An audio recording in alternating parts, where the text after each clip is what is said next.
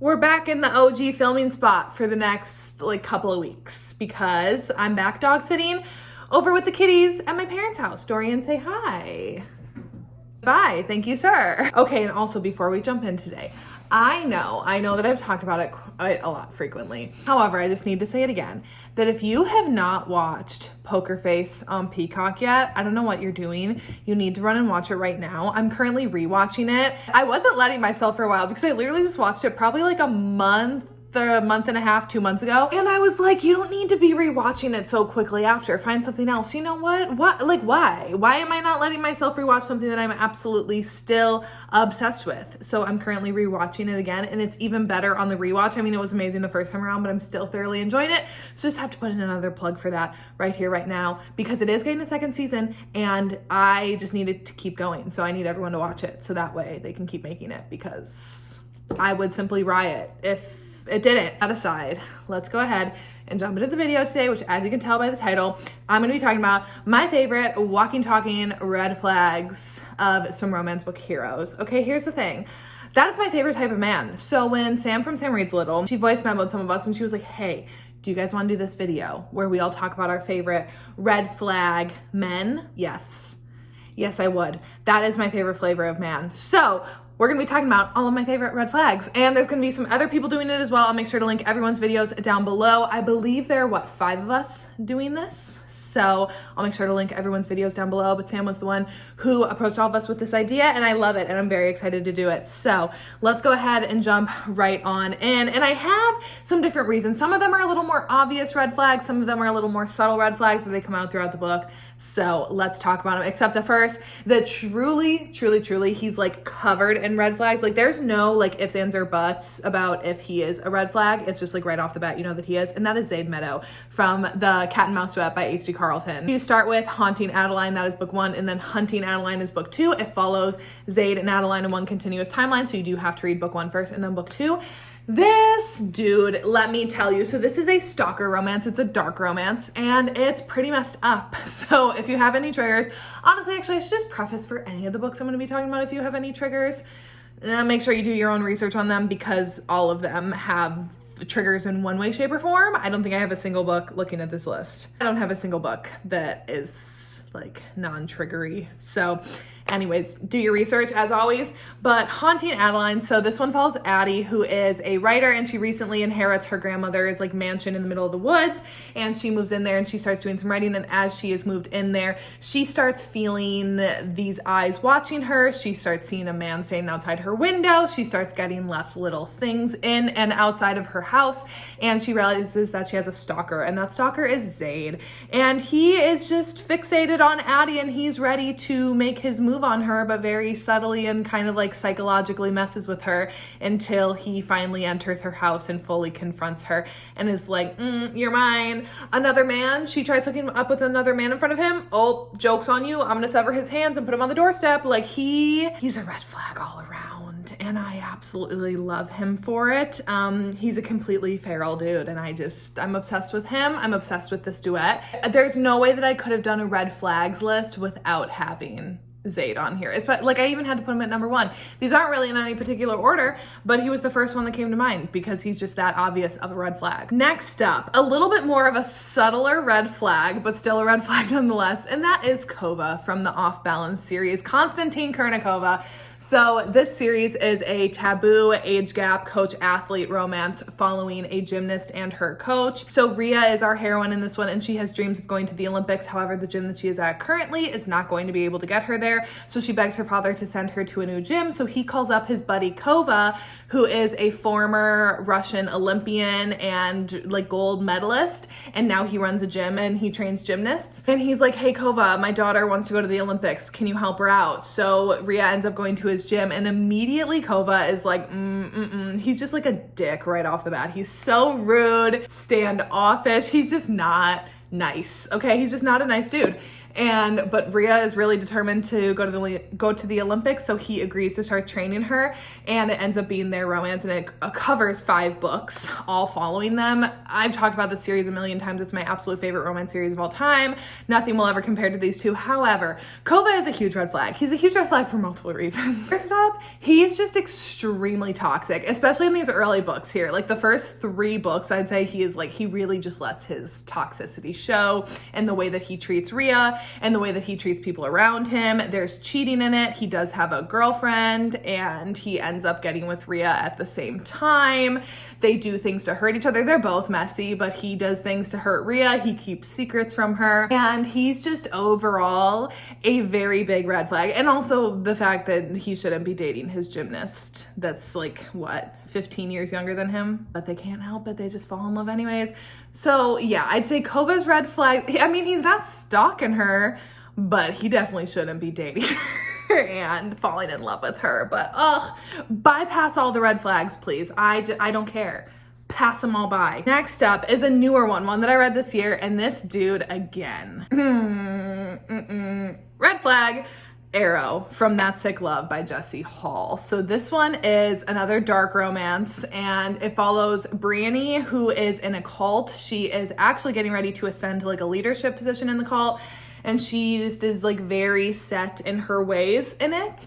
And she starts, as she's about to ascend to this higher position, she has a stalker that is leaving her notes, kind of like starting to like plant little seeds in the back of her mind, like maybe things aren't what they seem, and maybe the people around her are not who they seem, and maybe they have ulterior motives when it comes to her position in the cult and everything. And that turns out to be Arrow. And I can't really give you any backstory on him because I don't want to get into any spoilery territory, but let's just say that this dude is crazy. He's like painting his face into like, I think it's in a skull that he's always like painting his face into, and then like stalking her and like creeping her out, leaving her little roses here and there. I will say he's more in your face than Zayd is. Zayd is more of a subtle stalker at the beginning, where like right from the beginning of this one, like Arrow is already stalking her and already kind of like up in her business.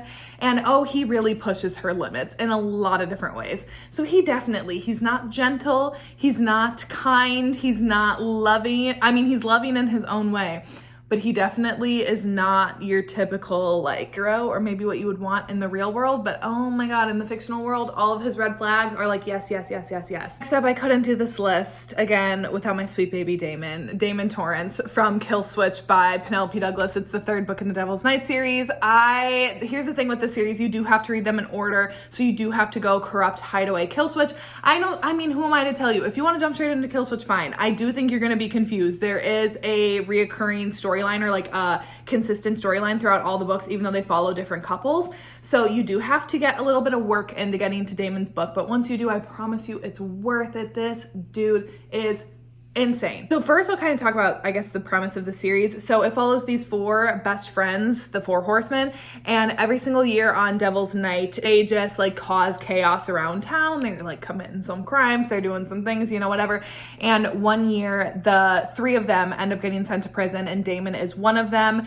And at the beginning of Corrupt, which is the 1st book in the series, the 3 of them are now getting out of jail, and they are ready to exact their revenge on who they think sent them to prison. And that ends up being the heroine in the 1st book. And so even though the 1st book is not focused on Damon specifically, you get a lot of him in that book, and you really start getting the groundwork of his character and seeing that this dude is unhinged, and he is not afraid to hurt people, hurt himself, put himself in dangerous situations, put other people in dangerous situations, all in the relentless pursuit of his revenge. And he's just a hurting individual. But you're gonna really hate him in the 1st book, and you're probably gonna hate him in the 2nd book, and then in the 3rd book when you finally get to his. So this is his specific story, so I can't really say what's been happening with him leading up to it, but I will say, so the heroine in this one, she is blind, she's a ballerina, and she has a past with Damon, and she really, really hates him. but he ends up re-entering her life because he is going to be marrying her sister. And even though Damon is marrying one of the Ashby sisters, it's not the one that he wants. And he's fully ready to terrorize Winter now that he's living in their home. And it is just so good. This man, I love him with my entire heart and soul. And when I tell you that I love the psychological aspect behind this character, there's a reason for everything that he does, but he's also such a pained individual, and the way that he goes about terrorizing people and kind of gets joy out of it is so fascinating. Like, he's not just like a mean person just for the sake of being mean. He truly like relishes in causing other people discomfort, and I just love it. I just love it. I love him. Red is my favorite color when it comes to Damon Torrance. So, see, next up, who we got? Oh, Remo Falcone from Twisted Pride by Cora Reilly. Again, the third book in a series. However, I think with this series more so, you could definitely just jump into this one. I do think you miss more of the history and kind of like the buildup of the tension between these warring mafia families. However, if you really wanted to, like, once again, who am I to tell you that you can't jump into this one? I'd say this one would be better to just jump into than like Kill Switch. I really, really would not recommend jumping straight into Kill Switch, but this one I think you could be fine and kind of like get the gist of things. But so this one is in the Las Vegas Mafia universe that Cora Reilly has. I have an entire video breaking down the reading order and kind of like the structure of her mafia books. So you can go ahead and watch that video if you're curious to find out the reading order, because this is kind of entangled with the the Born in Blood Chronicles, which are her New York Mafia. But for this one specifically, Remo is the capo of the Las Vegas Mafia, and there has been a grievance that has happened between the Las Vegas Mafia and the Chicago Mafia, and Remo is ready to get his revenge. And how does he see getting revenge best? Stealing the princess of the Chicago Mafia on her wedding day and taking her back to Las Vegas. So that's what he ends up cooking up his plan. He is going to kidnap Serafina, who is the niece of the head of the Chicago Mafia. And he's like, I'm gonna hit him where it hurts. I'm gonna take their like beloved princess and bring her back to Las Vegas. And the Las Vegas Mafia has a really bad reputation, which obviously you see that maybe like the reputation doesn't match the actual people there. However, they are known for being like really ruthless, and Remo is known for being literally insane, like actually being psychotic in the way that he deals with people and just like flipping a switch and like literally just turning around and killing someone for the slightest grievance that he has. So he is absolutely a red flag, like a psychotic red flag. And again, that is my favorite type of man. But then seeing him kidnap Serafina, and Serafina truly can go head to head with Remo. Like, she is not some spoiled little rich girl who gets like taken away and is like terrified and cowering. No, she stands up to Remo. She sees that he's crazy, but she is ready to match him spar for spar, comment for comment, and it is just so good. Their dynamic is amazing. So it is captor captive. And again, I don't want to say anything more and get into spoiler territory in this book, but truly the way that Remo, he goes feral, but he will also go feral for the people that he loves. And as soon as Serafina becomes one of those people to him, there is no length that he is not willing to go to for her. And I just absolutely love it. I love him. Literally one of my top favorite book boyfriends.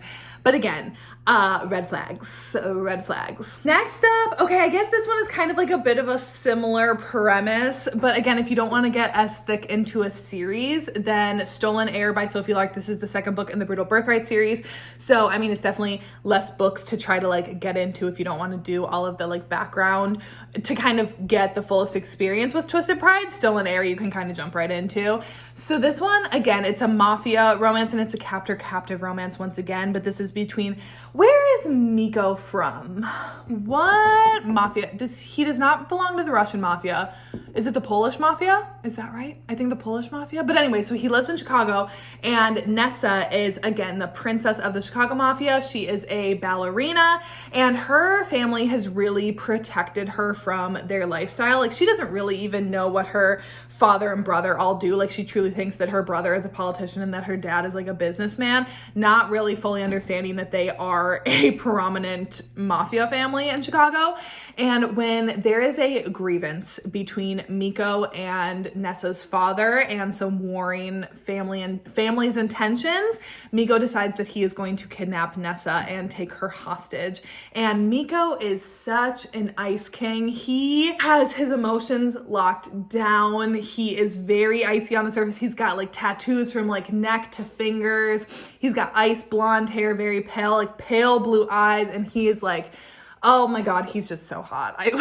I'm kind of getting distracted just picturing him in my head, but he refuses to like feel anything but like ice cold rage inside of him. But then as he takes Nessa hostage, he slowly starts to like warm up to her. She kind of like starts to wiggle her way into his heart, and he ends up kind of, you know, having to abandon his plans for her. And once again, he's a little unhinged. He's not afraid to get his hands dirty, but once Nessa again becomes an important person to him, there's no length that he is not willing to go to in order to guarantee her safety or guarantee her happiness. And once again, I mean, this dude, red flag, he's kidnapping his woman, but honestly, they end up falling in love. So, like, you're forgiven.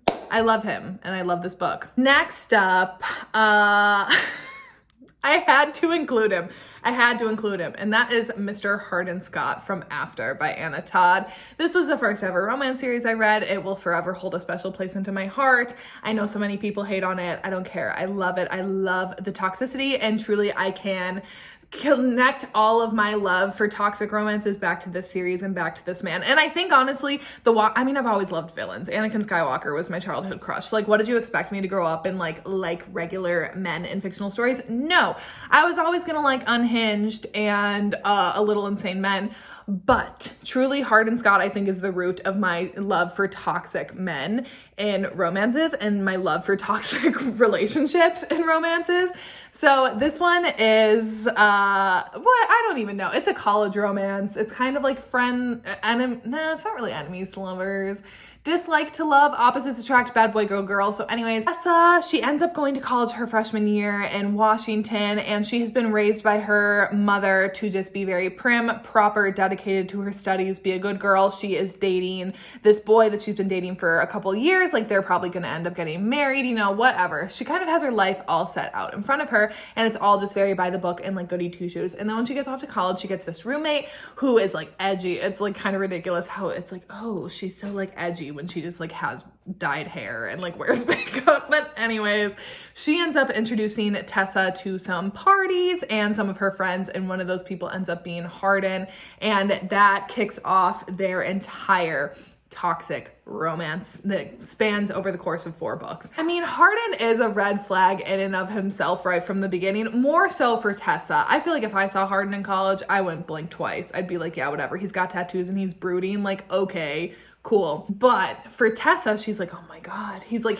forbidden fruit for her. And when he starts pursuing her and starts flirting with her and starts kind of getting inside of her head a little bit, she's never dealt with anyone like Hardin before. So while he is a red flag, she can't help but being drawn into him because of that, and because he embodies everything that she has kind of denied herself her entire life. And when he starts giving her these experiences and starts taking her out on dates, but then he's like hot and cold, she can't help but fall into his orbit. So yes, he's a red flag in general, but he is also just a red flag for Tessa, and that is really what pulls her into him. And I just love it. He's just so messy. They're both so messy. They're both so toxic. It's so fun. Next up is Jet from Power by Cassandra Robbins. So this one is a mom's fiance age gap, like millionaire romance.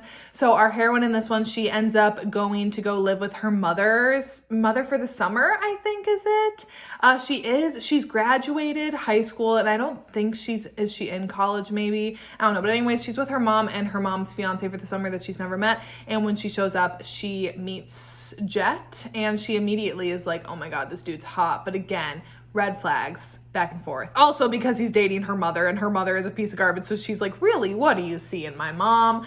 But she is instantly attracted to him, and he is also attracted to her. And by like chapter 3, they're hooking up. And it's their romance. And he is a red flag because he just so easily abandons his fiance to hook up with her daughter. It's honestly iconic. And yeah, I feel like that's the basis of the red flags, is that he's so quick to like dump the mom, but then also like still be with the mom. He doesn't actually dump her. It's more like he's ready to start hooking up with her daughter while also still being with the mom at the same time. Dude, this man he does not care. He does not care. And along those same lines, I'm going to throw in Laz from Brutal Intentions because, again, this is another mom's fiance's romance, or maybe it's even her husband. I think it's actually they're married. And this one, though, is a mafia one where Laz was arranged to marry the heroine's mom, and the heroine lives under the same roof as them. And Laz just is relentless with pursuing her. She does not even like pursue him. It's truly him pursuing his stepdaughter and just wanting to get with her and be with her. And this man is way more unhinged. Jet is like pretty like solid up here. Laz has got some screws loose. He's wild. He's wild with pushing boundaries. He doesn't care what anyone thinks. He doesn't care about consequences. He has like a one-track mind, and that's being with the heroine. And also like hooking up with her all the time.